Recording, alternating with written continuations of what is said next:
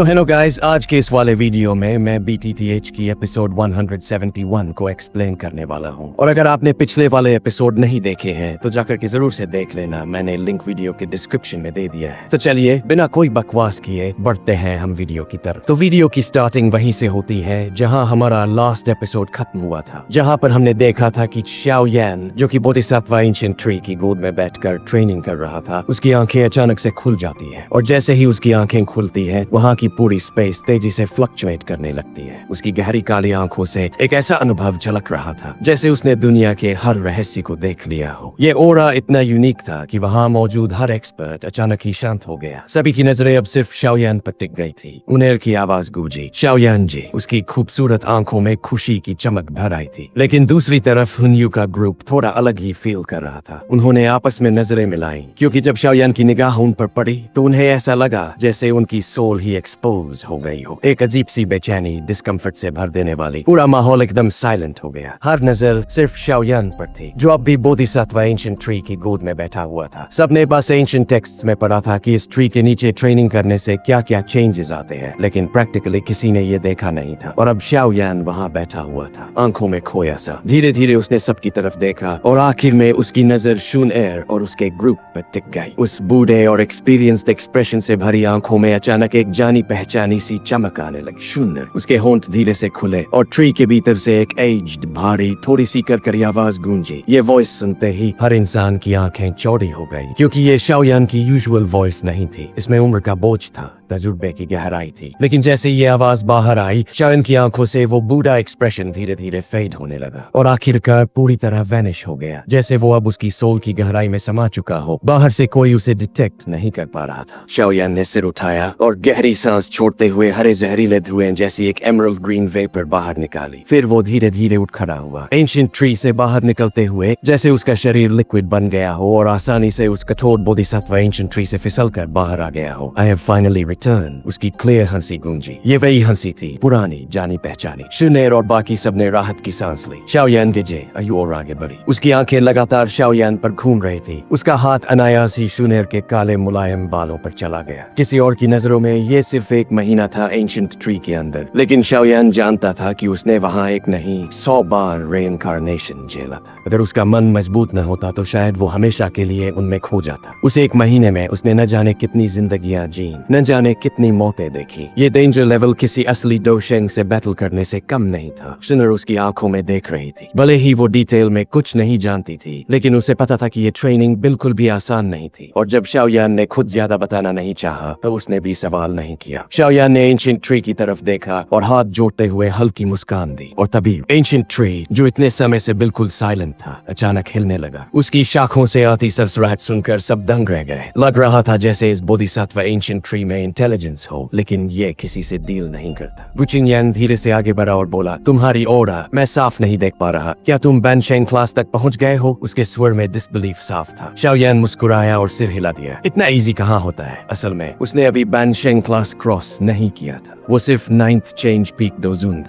लेकिन उस महीने में उसने वो अचीव किया जो कोई और 10 साल की ट्रेनिंग में भी नहीं कर पाता। उसने 100 साल का समय लगाकर अपने दो ची को रिफाइन और कंप्रेस किया, तभी जाकर दोजुन क्लास के पीक तक पहुंचा। ये स्पीड फास्ट नहीं थी, बल्कि बहुत कंट्रोल थी, क्योंकि शाओयान जानता था कि बिना मेहनत के मिली स्ट्रेंथ पर भरोसा नहीं किया जा सकता और उसके सपने बहुत बड़े थे। वो थोड़े गेन्स के लिए फ्यूचर सैक्रिफिसेस करने को थे। इसी बीच शाओयान की निगाह हन्यू और जुफेंग की तरफ मुड़ी। दोनों तुरंत अपने दोची सर्कुलेट करने गए। उनकी कोड नजरें पर टिकी थी। वो रेडी थे। अगर शाओयान ने कुछ अनयूजुअल किया तो तुरंत हमला करेंगे। लेकिन शाओयान के होंठों पर हल्की सी कोल्ड मुस्कान आ गई, क्योंकि अगर ये दोनों उसे एंशिएंट ट्री में प्रवेश से पहले मिलते तो शायद वो डर जाता। लेकिन अब उसे पूरा कॉन्फिडेंस था कि वो इन दोनों को अपनी हथेली में कंट्रोल कर सकता है। हन्यू और जुफेंग दोनों के चेहरे सख्त हो गए। हन्यू की हमेशा वाली गर्मजोशी भरी मुस्कान गायब थी। उसकी आंखों में सिर्फ अंधकार था, क्योंकि वो शाओयान से रियल खतरा महसूस कर रहा था। This brat seems like a different person after training under the Bodhisattva ancient tree. जुफेंग का चेहरा ग्लूम से भर गया। वो सोच रहा था काश पहली मुलाकात में ही उसने शाओयान को खत्म कर दिया होता, लेकिन उसे ये पता नहीं था कि अगर शाओयान न होता तो सब आज भी इल्यूजन में फंसे रहते और उनका अंजाम भी वही होता, बैनशेंग पपेट्स की तरह। और तभी एंशिएंट ट्री से एक एमरल्ड ग्रीन ग्लो फैलने लगी, जैसे कुछ बाहर निकल रहा हो। हन्यू का ग्रुप तुरंत पीछे हट गया, क्योंकि वो जानते थे कि ये ट्री कितना खतरनाक खतरनाक है। और फिर दर्जनों हरे लाइट स्पॉट्स बाहर निकलकर हवा में ठहर गए, जैसे कोई फेरी फूल बिखेर रही हो। बोधिसत्व सीड्स, सबकी आंखें चौंधिया गईं। हन्यू का ग्रुप भी स्टन था, क्योंकि उन्होंने कभी इमेजिन भी नहीं किया था कि बोधिसत्व एंशिएंट ट्री एक साथ 20 से ज्यादा सीड्स बाहर निकाल देगा। और बस सबकी आंखें लाल हो गई। स्नैच, हर तरफ से दोची की वेव्स उठी। सबने उन सीड्स को पकड़ने की कोशिश की। ज़ाओयान बस हल्के से मुस्कुराया, उसने हाथ हिलाया और सारे एमरल्ड ग्रीन स्पॉट्स मानो उसी के बुलावे पर उड़ते हुए उसकी हथेली में आकर जमा हो गए। Thank you for your gift brother Bodhisattva. Zhaoyan ने हंसते हुए ट्री को थैंक्स कहा, फिर अपनी उंगली फ्लिक की और कुछ सीड्स शुनेर, कैलिंग और अपने साथियों के सामने भेज दिए। Brother Shao, thanks. गु चिनयांग और बाकी ने बिना हिचकाए सीड्स पकड़ लिए और ग्रेटिट्यूड के साथ ज़ाओयान को थैंक्स कहा। ज़ाओयान ने हंसकर कहा, इट्स नथिंग, और फिर कुछ और सीड्स न्यूट्रल एक्सपर्ट्स की तरफ भेज दिए। उन लोगों ने रिस्पेक्ट में सिर झुकाया और तुरंत पीछे हट गए, क्योंकि वो समझ गए थे कि ज़ाओयान नहीं चाहता कि वो आगे की लड़ाई में इन्वॉल्व हो। लेकिन हुनयू और ज्यूफेंग के ग्रुप की आंखें अब पूरी तरह लाल हो चुकी थी। उनका गुस्सा काबू से बाहर था। ज्यूफेंग की फ्यूरियस चीख गूंजी, bastard, you are asking to die. उसकी आंखों में मर्डर की फायर जल उठी थी और पूरा माहौल खून खराबे की आहट से भर गया। ज्यूफेंग का गुस्से से भरा हुआ चीख सुनते ही ज़ाओयान धीरे धीरे अपना सिर घुमाता है। उसकी ठंडी नजरें बिल्कुल एक फेरोशियस बीस्ट की तरह ज्यूफेंग पर टिक जाती है, और बस उस नजर से ही ज्यूफेंग की पूरी त्वचा पर एक अजीब सी चिल दौड़ जाती है। तभी उसे थोड़ा होश आता है और अपनी कूलनेस वापस पाने की कोशिश करता है, लेकिन फिर भी उसका चेहरा गुस्से और ठंडेपन से भरा रहता है। उसकी नजरें लगातार ज़ाओयान पर जमी रहती है। वो ठंडी आवाज में बोलता है, हम दोनों ने साथ में बोधिसत्व एंशिएंट ट्री के अंदर एंट्री की थी, इतने सारे ऑब्स्टिकल्स झेले, और अब तुम सारे बोधिसत्व सीड्स अकेले लेने की सोच रहे हो। क्या ये बहुत ज्यादा अनरीजनेबल नहीं है? ज़ाओयान जोर से हंसता है और जवाब देता है, अनरीजनेबल नहीं, मुझे लगता है तुम असल में ये सोच रहे हो कि बात हाथों से ही करनी चाहिए, है ना? ज़ाओयान अच्छे से समझ चुका था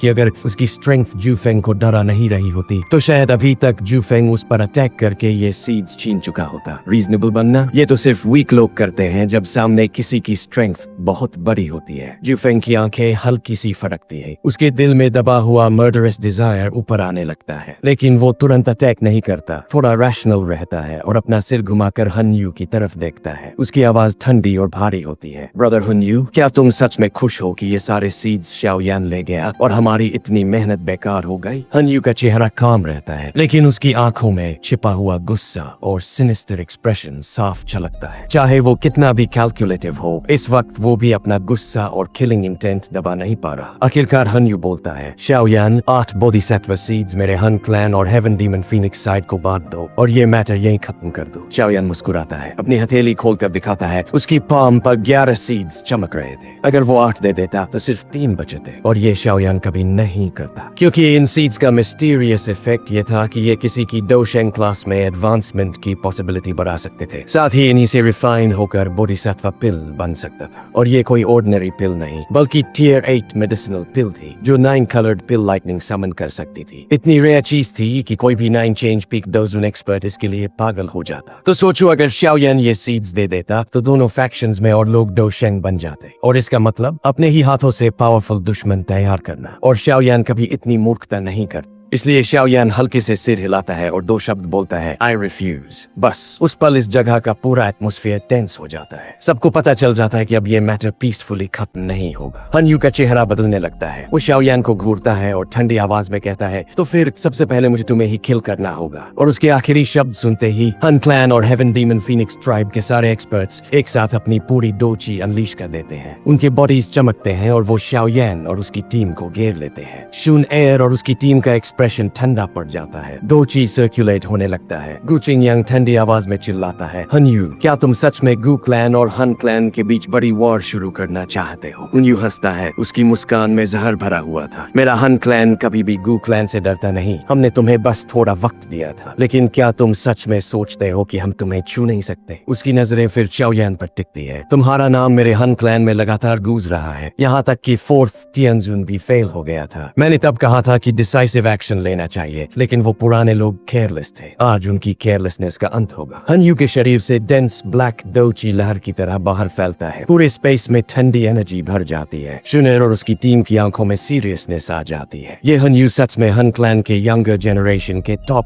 3 लोगों में गिना जाता था। बहुत ट्रबलसम अपोनेंट था। हनयू आदेश देता है, लीव शाओयान टू मी, ब्रदर जूफेंग, बाकी को तुम्हारा हेवन डीमन फीनिक्स संभाल ले। जूफेंग सिर हिलाता है, चांग की तरफ देखता है और कहता है, मैं इससे लड़ना चाहता था, लेकिन भाई हनयू ने कह दिया है तो अब ये तुम्हारा है। और तभी उसके कोल्ड क्राई के साथ बैटलफील्ड पर हलचल मचती है। हन क्लैन और हेवन डीमन फीनिक्स ट्राइब के एक्सपर्ट्स की आंखों में खून की प्यास भरी थी। पावरफुल दोची पिलर्स शुनेर और उसकी ग्रुप की तरफ सीधा बढ़ते हैं, लेकिन शुनेर ठंडी हंसी के साथ अपनी स्लीव्स झटकती है और वो दोची पिलर्स उनके पास पहुंचने से पहले ही एनाहिलेट हो जाते हैं। शुनेर शाओयान की तरफ देखती है और कहती है, शाओयान जेजे, हनयू को मुझे संभालने दो। लेकिन शाओयान फेंटली मुस्कुराता है, जरूरत नहीं है, क्योंकि अब शाओयान पहले से अलग था। उसकी लेवल और फाइटिंग स्ट्रेंथ पूरी तरह हनयू से ऊपर थी। वो कामली कहता है, तुम सब बस जूफेंग और बाकी को रोक लो। न्यूट्रल एक्सपर्ट्स अब इंटरफेयर नहीं करेंगे, तो हमें बस इनसे ही निपटना है। शुने सिर हिलाकर मान जाती है। शाओयान आगे कदम बढ़ाता है और सर्कल से बाहर निकलता है। सब उसके लिए रास्ता खोल देते हैं।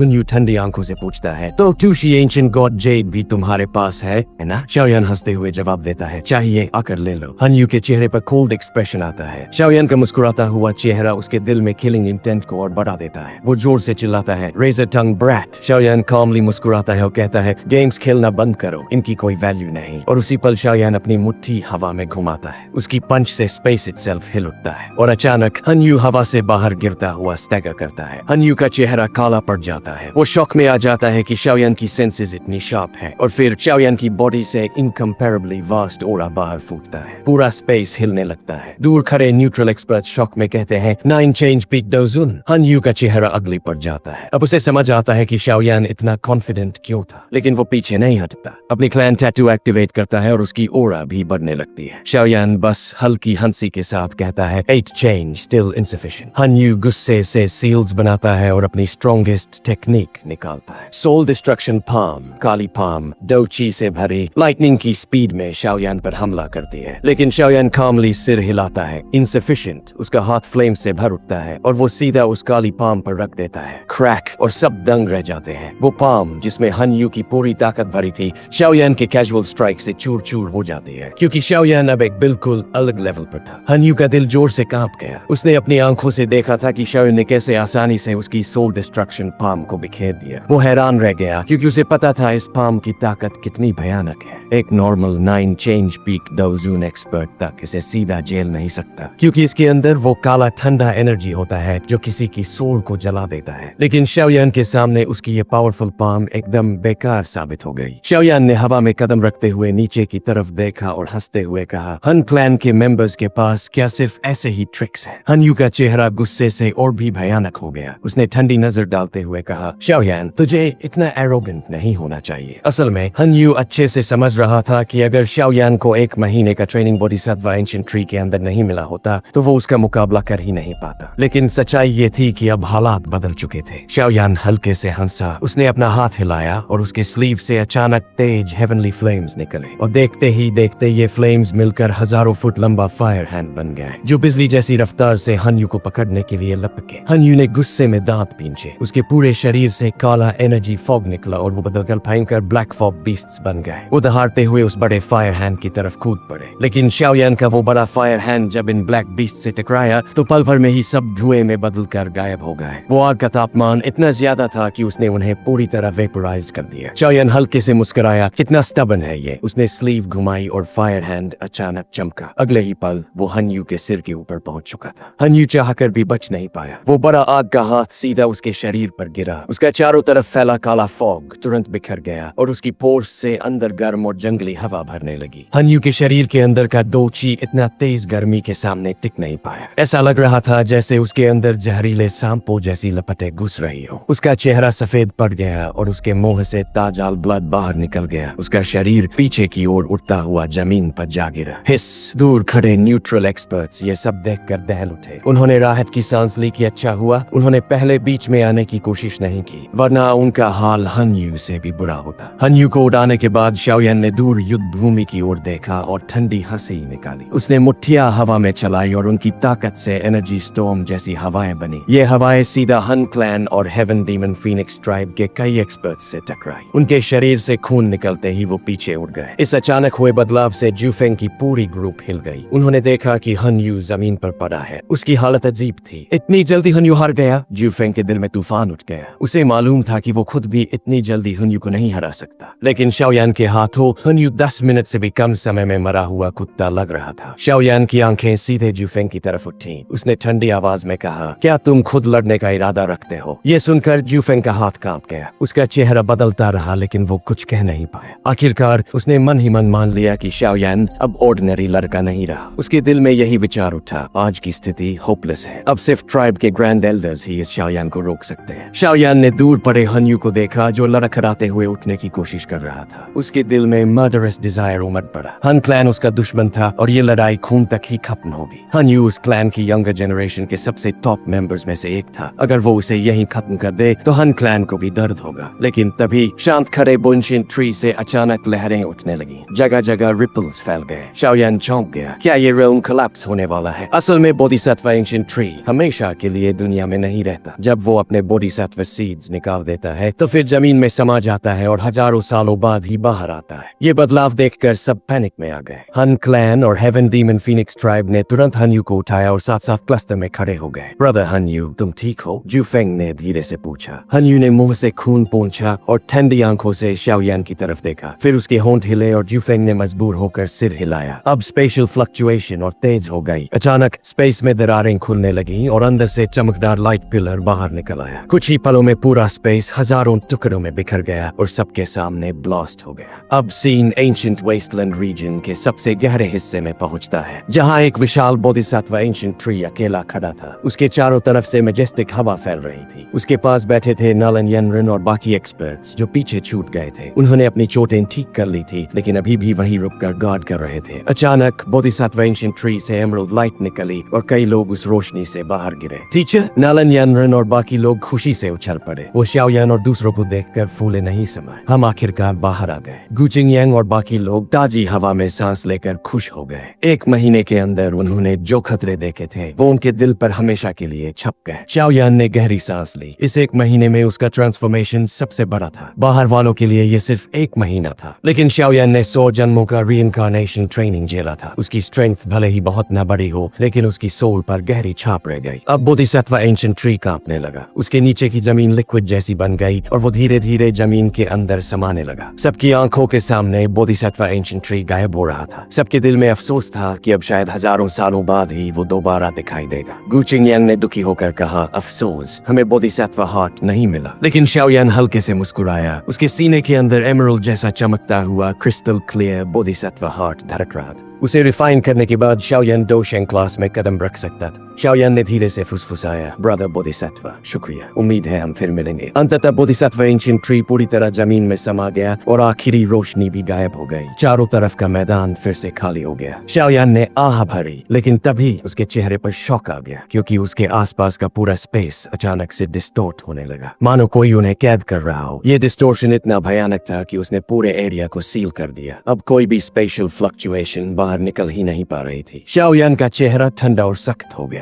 उसने धीरे धीरे सिर घुमाया और उस जगह की तरफ देखा जहां से ये फ्लक्चुएशन फैल रही थी। वहां आसमान में जूफेंग के पीछे एक विशाल हेवन फीनिक्स इल्यूजरी फिगर मंडरा रहा था। उस इल्यूजरी हेवन फीनिक्स ने पूरे स्काई को ढक लिया था और वही स्पेशल रिपल का स्रोत था। शाओयान की नजर और भी गहरी हो गई। लगता है हेवन डीमन फीनिक्स ट्राइब का अगला ट्राइब हेड अब कोई और बनने वाला है। जूफेंग का दिल कांप उठा। शाओयान की ये घनी ठंडी नजरें देखकर उसका कलेजा हिल गया। वो तुरंत चिल्लाया, हन्यू, अभी तक एक्ट क्यों नहीं कर रहे हो? हन्यू के चेहरे पर एक कोल्ड स्माइल उभरी। उसने हाथ भींचा और उसकी हथेली में एक स्क्रोल आ गया। अगले ही पल उसने उसे तोड़ दिया। तुरंत ही एक जबरदस्त स्पेशल फ्लक्चुएशन फैला और ये स्पेशल फोर्स सीधे जूफेंग के शरीर में ट्रांसफर हो गया। अग्लोमरेट। जूफेंग ने हाथ से हवा में चीरते हुए एक स्पेशल टीयर बना दिया और देखते ही देखते उस टीयर से एक ब्लैक होल उभर आया। वहां से एक मॉन्स्ट्रस ऑरा तूफान की तरह बाहर फैल गई। चारों तरफ खड़े एक्सपर्ट्स के चेहरों पर शॉक उभर आया। ये तो तो एक एलीट बैन शेंग की ओर आए। शाओयान का चेहरा बेहद गंभीर हो गया। उसने महसूस किया कि ये लोग अब भी हार मानने वाले नहीं हैं। वो अपने क्लैन से किसी एक्सपर्ट को समन करने की कोशिश कर रहे हैं। शाओयान की आंखों में ठंडी चमक उभरी। उन्हें सक्सीड नहीं होने देना चाहिए। उसने हाथ घुमाया और उसकी स्लीव से भयंकर हेवनली फ्लेम्स निकले। वो फ्लेम्स मिलकर एक आग का राक्षस बने और बिजली जैसी स्पीड से स्पेशल क्रैक की तरफ दौड़े। आग का वो बीस्ट क्रैक तक पहुंच चुका था, लेकिन एक्सप्लोजन होने से पहले ही उस क्रैक से एक डेंस व्हाइट हड्डी जैसी हाथ बाहर निकली। उसने सीधा फ्लेम बीस्ट को पकड़ लिया। काले फॉग ने फ्लेम्स को ढक लिया और वो लपट पल भर में मिट गई। फिर क्रैक से एक बूढ़ी खुरदरी आवाज गूंजी। काफी सरप्राइजिंग है हन्यू कि तुम भी शाओ क्लैन के इस लड़के को खत्म नहीं कर पाए। अगले ही पल क्रैक से एक ग्रेइश व्हाइट कपड़े पहने ओल्ड पर्सन बाहर आया। उसकी पूरी बॉडी क्रुकेड थी। हाथ में स्केलेटन वॉकिंग स्टिक था। दोनों आंखों से गहरी हरी चमक निकल रही थी। उसे देखकर एक अजीब, खतरनाक और सिनिस्टर सा एहसास होता था। हन्यू ने भौहें चढ़ाते हुए कहा, एक्सीडेंट हुआ, वरना मैं ये स्पेशल स्क्रॉल यूज नहीं करता। इसने 1 महीने तक बोधिसत्व एंशिएंट ट्री के नीचे ट्रेनिंग की है। अब इसकी स्ट्रेंथ 9th स्टेज पीक डोजून तक पहुंच गई है और इसके पास कुछ बोधिसत्व सीड्स भी है। एल्डर गुयू आपको जरूरी है कि पर्सनली इंटरवीन करे। वो बूढ़ा जिसे सब एल्डर गुयू कह रहे थे थोड़ा चौंका। उसकी आंखों में हरे ग्लो के साथ एक ठंडी मुस्कान आई। काफी अनएक्सपेक्टेड है। ये लड़का इतनी किस्मत वाला निकला। शाओयान का माथा से खुद गया। उसके दिल ने मान लिया आज उसे असली बैन शेंग से लड़ना ही पड़ेगा। गुहुआ गुस्से से चिल्लाया, हन क्लैन ने अपने क्लैन से एक्सपर्ट समन कर लिया है। गु चिंगयांग ने तुरंत एक स्क्रोल निकाला और तोड़ दिया, लेकिन हैरानी ये कि कोई स्पेशल फ्लक्चुएशन पैदा ही नहीं हुई। शुनेर ने धीरे से सिर हिलाया और बोली, बेकार है। ये पूरा स्पेस जूफेंग के हेवन फीनिक्स इल्यूजरी फिगर से सील हो चुका है। उसकी परमिशन के बिना कुछ ट्रांसमिट नहीं होगा। एल्डर गुयू की निगाहें अब सुनेर की ग्रुप की तरफ मुड़ी। उसने हंसते हुए कहा, ओ यहाँ तो गु क्लैन की यंगर जनरेशन भी मौजूद है। अन्यू ने ठंडी आवाज में कहा, एल्डर गुयू समय मत बर्बाद कीजिए। अगर देर हुई तो हालात बदल सकते हैं। पहले शाओयान को पकड़िए। गुयू ने स्केलेटन स्टिक को हल्का सा उठाया और हवा में चलते हुए सीधा शाओयान के सामने आ गया। उसके हड्डियों जैसे चेहरे पर खतरनाक मुस्कान उभरी। शाओ क्लैन ये सोच भी नहीं सकता था कि उनके खून के खत्म होने के बाद भी ऐसा लड़का पैदा होगा। हमारे हन क्लैन के कितने एक्सपर्ट्स तुम्हारे हाथों मरे हैं। तुम्हारा नाम हमारे क्लैन में काफी मशहूर हो चुका है। शाओयान एक्सप्रेशनलेस खड़ा था। उसे गुयू से आती हुई बनशेंग प्रेशर साफ महसूस हो रही थी। वो पीक डोन स्टेज पर था, लेकिन अभी भी असली बनशेंग के सामने अधूरा। गुयू ने अपनी डरावनी आवाज में कहा, पुराना मैं गुयो कहलाता हूँ, पर तुम मुझे सेकंड तियानजुन भी कह सकते हो। हालांकि अब जब मैं बनशेंग बन चुका हूँ, सब मुझे सेंट गुयो कहकर बुलाते हैं। शाओयान की पलकों में हलचल हुई। सेकंड तियानजुन, उसका दिल डूबने लगा। अगर ये सिर्फ सेकंड तियानजुन है तो फर्स्ट तियानजुन कितना ज्यादा खतरनाक होगा। शायद असली टॉप बनशेंग। हन क्लैन की ताकत वाकई अनफैथमेबल थी। शाओयान ने मन ही मन कसम खाई, इस लड़ाई के बाद मैं तुरंत बोधिसत्व हार्ट रिफाइन करूंगा। बनशेंग बने बिना होल ऑफ सोल से लड़ना मुमकिन नहीं। गुयू ने हंसते हुए कहा, तो शाओ क्लैन के लड़के बताएं, क्या तुम खुद मेरे साथ हन क्लैन चलोगे या फिर मुझे तुम्हारे साथ फाइट करनी पड़ेगी? शाओयान का चेहरा बर्फ जैसा ठंडा हो गया। उसके पीछे अचानक ग्रीन रेड बोन विंग्स फैल गए। हेवन डीमन फीनिक्स ट्राइब के मेंबर्स इन्हें देखकर चौंक गए। उन्हें इनमें अपनी ब्लड लाइन की फेमिलियर फीलिंग महसूस हुई। शाओयान ने धीरे से शुनर की तरफ देखा। शुनर, क्या तुम थोड़ी देर के लिए इसे ब्लॉक कर सकती हो? शुनर ने हल्का सा सिर झुकाया।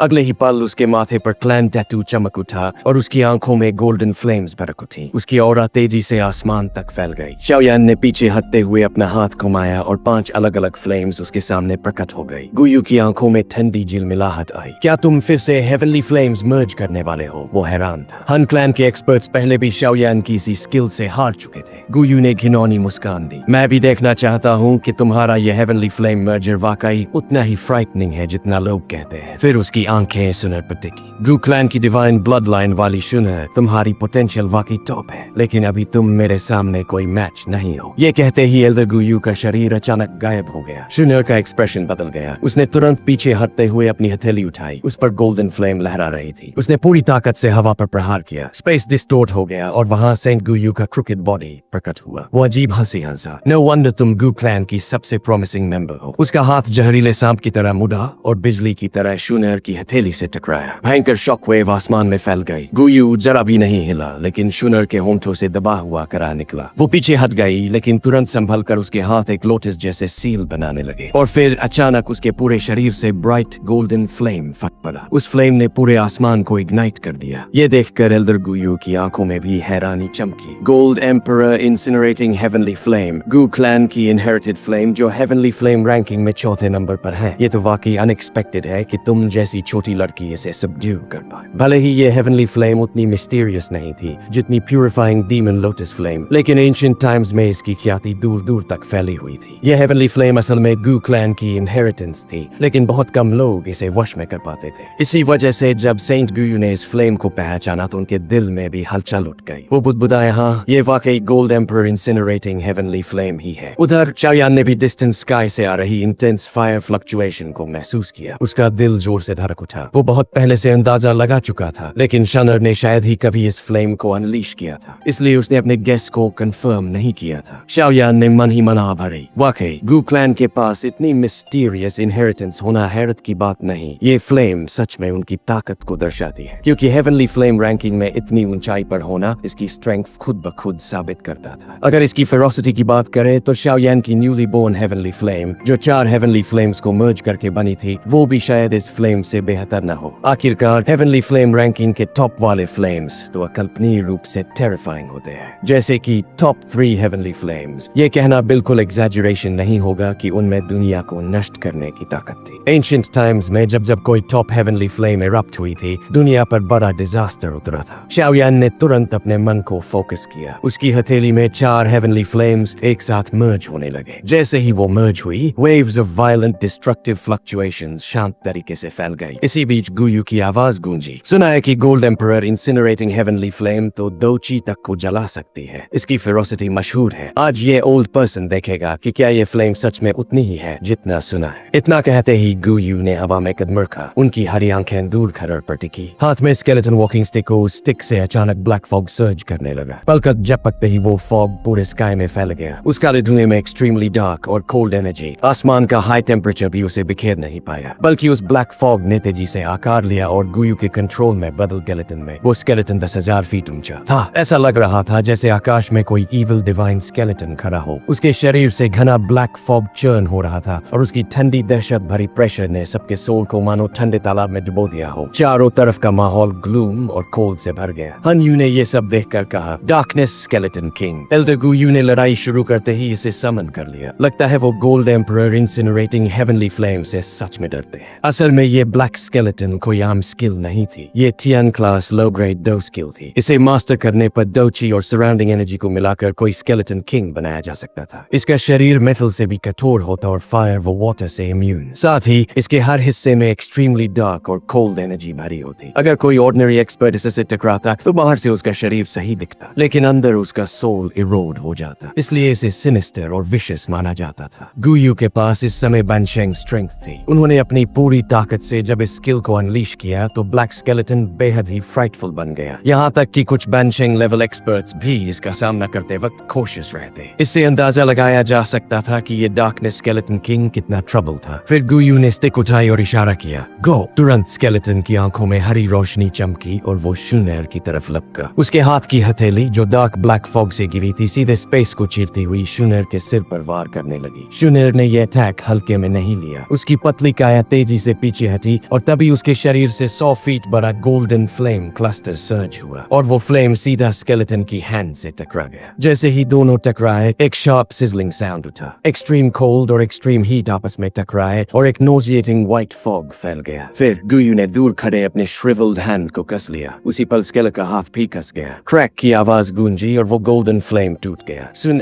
ने भौहें को रिटेलिएशन आसानी से तोड़ दिया गया था। एलीट बैंशेंग की ताकत सच में अलग स्तर की थी। गोल्ड एम्परर इंसिनरेटिंग हेवनली फ्लेम की मदद के बावजूद वो बस खुद को प्रोटेक्ट कर पा रही थी, मगर सौभाग्य से उसका असली टास्क गुयू को हराना नहीं था, बस उसे डिले करना था। तभी शूनर की ठंडी आवाज गूंजी, गोल्ड एम्परर इंसिनरेटिंग हेवनली फॉर्मेशन। उसका शरीर पीछे हटा और उसके हाथों ने कई मिस्टीरियस सील्स बना डाले। तुरंत गोल्डन फ्लेम आसमान में विगल करने लगे। दर्जनों गोल्डन फायर पिलर्स आसमान से नीचे उतरे और आपस में मर्ज होकर एक विशाल फायर नेट बन गया। ये नेट आकाश और धरती को जोड़ता हुआ उस इनॉर्मस स्केलेटन को ट्रैप कर गया। फिर स्केलेटन ने अपनी ब्लैक फॉग से भरी मुट्ठी फायर कर्टन पर मारी। धरती हिलाने वाली आवाज आई और कर्टन पर रिपल्स फैल गए। लेकिन शनर ने सील बदलते हुए चिल्लाया, रिफाइन। तुरंत अनगिनत गोल्डन फायर पिलर्स कर्टन से टकराकर रिफ्लेक्ट हुए और स्केलेटन की ओर लौटे। वो पिलर्स और भी ज्यादा ग्लेयरिंग हो चुके थे। उनकी फ्राइटनिंग टेम्परेचर ने फॉर्मेशन के अंदर की हवा तक जला दी। उस समय एक गहरी सुनहरी फ्लेम ने उस विशाल स्केलेटन को वाइल्ड तरीके से घेर लिया। लोगों ने दंग होकर कहा, कितनी फ्राइटनिंग फ्लेम है ये। फॉर्मेशन की आइसोलेशन के बावजूद सब उस टेम्परेचर को महसूस कर पा रहे थे। कोई 9th change peak dozen expert भी वहाँ 1 मिनट से ज्यादा सर्वाइव नहीं कर सकता, क्योंकि ये वही गोल्ड एम्परर इंसिनरेटिंग हेवनली फ्लेम थी जिसके बारे में कहा जाता था कि ये 2 चीतक को जला सकती है। स्केलेटन के चारों ओर का ब्लैक फॉग जलने लगा, उसकी हड्डियां तक धुंधली हो रही थी। चाहे गुयू कितना भी स्ट्रॉन्ग हो, इस फ्लेम को पूरी तरह इग्नोर करना नामुमकिन था। गुयू ने भौहें सिकोड़ते हुए कहा, सच में ये फ्लेम उतनी ही भयावह है जितना सुना था, मगर तुम्हारी स्ट्रेंथ इतनी नहीं कि इसका पूरा पोटेंशियल अनलीश कर सको। कहा जाता है कि इस फ्लेम का पहला मालिक एक एलीट दो शेंग के बनाए रेल्म तक को जलाकर खाक कर देता था। इतना कहते ही गुयू ने अपने श्रिवल्ड हैंड से एक अजीब सा सील बनाया और उसके मुंह से अजीब आवाज निकली। अचानक गोल्डन फ्लेम से घिरा स्केलेटन जोरों से हिला, उसके शरीर से काला धुआं उमड़ पड़ा, आसमान में मिजरेबल स्क्रीचेस गूंजने लगी। गौर से देखने पर पता चला कि वो ब्लैक फॉग एक्चुअली अनगिनत सोल्स से बना था। वो सोल्स निकलकर गोल्डन फ्लेम से टकराए और फट गए। इतने सारे सोल्स के सेल्फ डेटोनेशन ने गोल्डन सी ऑफ फायर तक को ब्लास्ट कर दिया। स्केलेटन का शरीर तुरंत सिकुड़ गया। अब वो 10,000 फीट से घटकर 100 फीट रह गया, लेकिन उसका कलर और भी डार्क हो गया और उससे फ्राइटफुल चिलिंग एनर्जी फैलने लगी। फिर स्केलेटन ने एक अजीब हंसी छोड़ी, देखो अब मैं तुम्हारी फायर फॉर्मेशन को कैसे चीरता हूँ। अब गुयू का सोल पूरी तरह स्केलेटन में मर्ज हो चुका था। पीछे जो उसका शरीर खड़ा था वो सिर्फ एक एम्प्टी शेल रह गया था। स्केलेटन फॉर्मेशन के एज पर पहुंचा और अपने काले हाथ से कर्टन को हल्के से काटा। तुरंत क्रैक लाइन उभर आई, एक धमाके से टूटकर बिखर गया। स्केलेटन की हरी आंखें इसने पर जमी। अगर तुम बैनशेंग क्लास तक एडवांस कर चुकी होती तो आज ये लड़ाई का नतीजा शायद और होता, मगर चुनैर ने होंठों पर हल्की सी कोल्ड स्माइल लाई और बोली, मेरी इंटेंशंस तुम्हें हराने की नहीं थी, मेरा टास्क पूरा हो चुका है। इतना कहकर वो पीछे हटी और सीधा शाओयान के पास जा पहुंची। इस समय शाओयान की हथेली में एक एक्सक्विजिट फायर लोटस घूम रही थी। उस लोटस से एनाहिलेशन ऑरा फैल रही थी और स्पेस डिस्टोर्ट होने लगा था। स्केलेटन ने घूरते हुए कहा, तो ये है तुम्हारा क्रिएशन, हेवनली फ्लेम्स मर्ज करने के बाद बनी चीज। मैंने तुम्हें इतना समय दिया है शाओयान, उम्मीद है तुम मुझे डिसअपॉइंट नहीं करोगे।